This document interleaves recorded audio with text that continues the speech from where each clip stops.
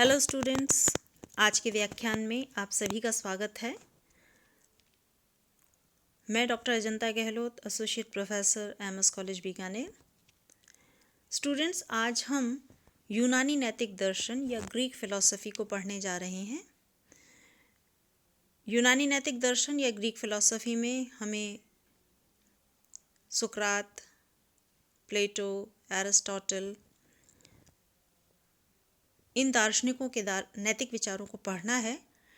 इसलिए आज के इस व्याख्यान में हम सुकरात के नैतिक विचारों को पढ़ेंगे।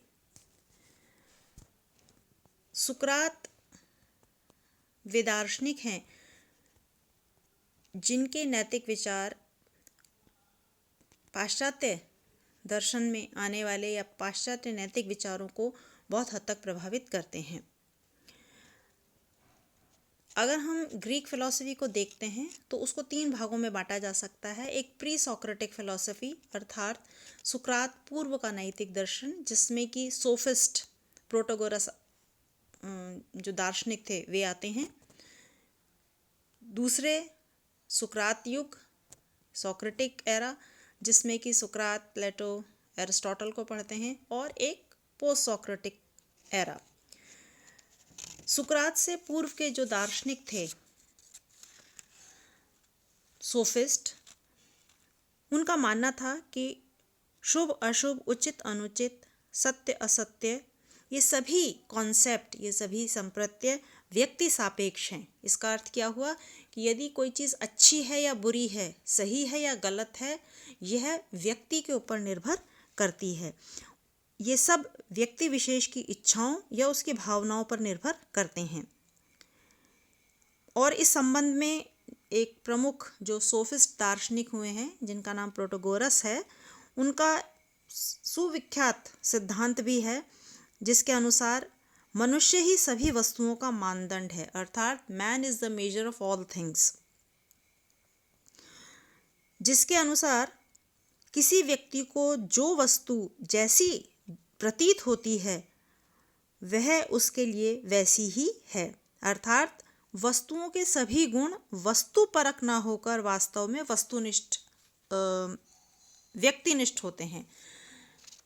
अगर हम सुकरात के नैतिक सिद्धांतों के इस पहले मत को देखें, जिसमें उन्होंने कहा है कि मॉरल जजमेंट्स आर ऑब्जेक्टिव, अर्थात नैतिक सिद्धांत, मैं एक बार यहाँ पे इस बात को क्लियर कर दूं कि नैतिक सिद्धांत का अर्थ है कि नीति शास्त्र में, अर्थात मनुष्य के आचरण को संचालित करने वाला जो शास्त्र नीति शास्त्र है, उसमें जो सिद्धांतों की स्थापना की गई है या जो सिद्धांत पाए जाते हैं, सुकरात का मानना है कि ये नैतिक सिद्धांत वस्तुनिष्ठ होते हैं, ना कि व्यक्तिनिष्ठ, जैसा कि इनसे पूर्व के दार्शनिक सोफिस्ट ने बताया था। और इसीलिए वो ये मानते हैं कि शुभ अशुभ, उचित, न्याय, सत्य के संबंध में जो भी नैतिक सिद्धांत हैं, वो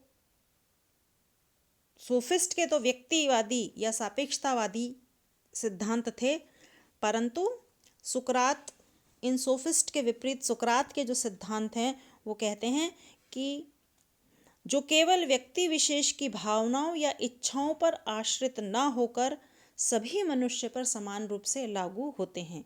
और ये बात हमें ठीक भी प्रतीत होती है कि यदि सत्य, शुभ आदि संप्रत्यय हर एक व्यक्ति के अनुसार होने लग जाएंगे तो उनकी एक सार्वजनिक परिभाषा देना और उनके बारे में सार्वजनिक निर्णय देना कठिन हो जाएगा। सुकरात के अनुसार ज्ञान का अर्थ कुछ विशेष बातों या तथ्यों की जानकारी तक ही नहीं है। नॉलेज की बात करते हैं सुकरात, नॉलेज इज़ वर्च्यू, हम आगे पढ़ेंगे। वो नॉलेज की बात करते हैं और ये मानते हैं कि व्यक्ति को ज्ञानवान होना चाहिए। आज जब हम नॉलेज की बात करते हैं, ज्ञान की बात करते हैं, तो सभी लोग, ज़्यादातर लोग, विद्यार्थी स्पेशली, वो ये मानते हैं कि अगर हमने फैक्ट्स को जान लिया, तथ्यों पर विचार कर लिया, या जो कुछ भी हमने पढ़ा या सुना है, जो घटनाएं घट रही हैं या जो रोज़मर्रा के जीवन में विशेष बातें हो रही हैं, केवल वही ज्ञान है। परंतु सुकरात इसके विपरीत ज्ञान को तथ्यों की जानकारी न मानकर शुभ अशुभ, उचित अनुचित, न्याय और अन्याय आदि के भेद को ठीक ठीक जानने के संदर्भ में देखते हैं। वो ये कहते हैं कि हम ज्ञानवान हैं यदि हम सही और गलत के बीच, उचित और अनुचित के बीच तथा न्याय और अन्याय के बीच भेद करने में सक्षम हों। और इसीलिए वो ये भी मानते हैं कि ज्ञान का अभाव या ज्ञान के अभाव में या ज्ञानवश ही समस्त प्रकार की बुराइयां उत्पन्न होती हैं। हम जितने भी प्रकार की बुराइयां संसार में देखते हैं, अपने आसपास देखते हैं, उसका एक ही कारण होता है कि व्यक्ति को सही का ज्ञान नहीं होता है और इसीलिए बुराइयां उत्पन्न होती हैं। इसलिए मनुष्य को श्रेष्ठ बनाने का एकमात्र तरीका उसे सद्गुणों का ज्ञान कराना है।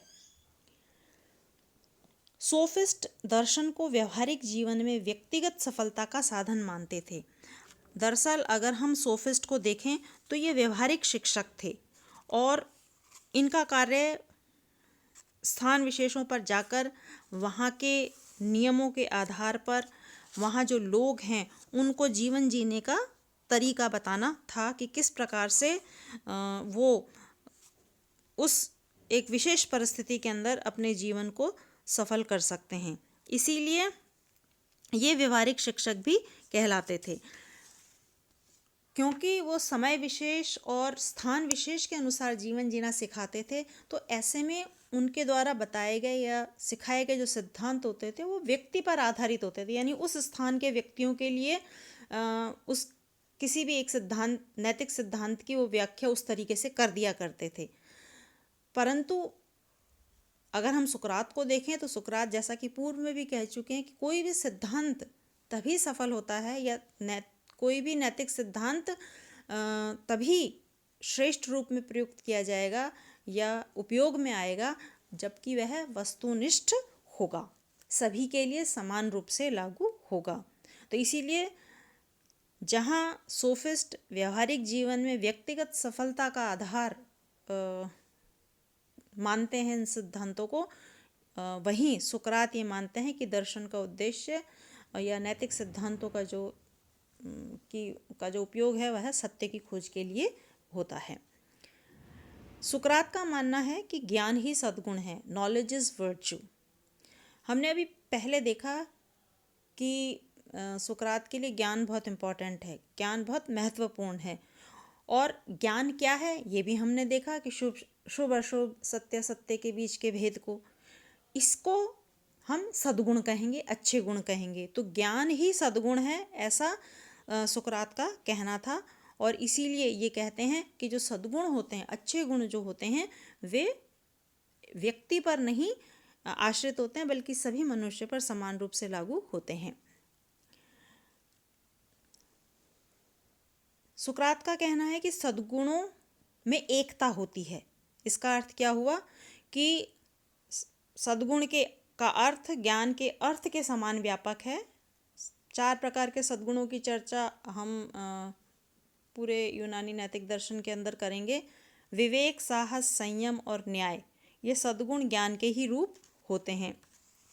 और इसीलिए ये मानते हैं सुकरात कि यदि किसी व्यक्ति को इन सद्गुणों का ज्ञान है तो फिर वह सद्गुणी होगा। अर्थात केवल मात्र सद्गुणों का ज्ञान हो जाने से ही वह व्यक्ति सद्गुणी हो जाता है, वह व्यक्ति बुराइयों से दूर हो जाता है, श्रेष्ठ हो जाता है। तो इस प्रकार से सद्गुणों का ज्ञान होना ही व्यक्ति के सद्गुणी होने की निशानी माना जाता है। हालांकि जब हम सुकरात के इन संक्षिप्त नैतिक विचारों को देखते हैं तो उनकी बात से हम सहमति रखते हैं कि व्यक्ति को व्यक्तिनिष्ठ सिद्धांत होने की बजाय जो वस्तुनिष्ठ सिद्धांत है वो होना। वस्तुनिष्ठ सिद्धांत का अर्थ ये होता है कि कोई भी सिद्धांत जिसकी सार्वभौमिकता हो, अर्थात वह सभी लोगों के लिए समरूप से कार्य करे। व्यक्तिनिष्ठ का अर्थ है कि वह केवल एक व्यक्ति के लिए ही कार्य करे।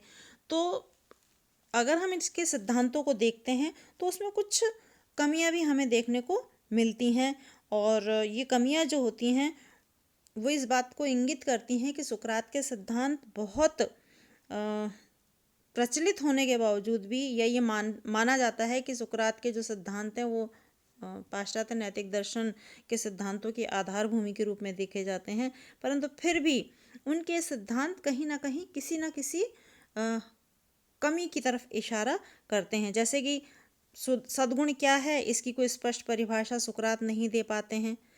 कभी तो वो सद्गुण को आनंद का पर्याय बताते हैं, कभी ज्ञान का पर्याय बताते हैं। इसी प्रकार से जो ज्ञान ही सद्गुण या सद्गुणों की एकता की बात करते हैं, मतलब उनका कहने का मतलब ये है कि यदि किसी एक व्यक्ति में विवेक, साहस, संयम और न्याय इन सद्गुणों का ज्ञान है तो उसके अंदर ये सभी समरूपता में पाए जाएंगे।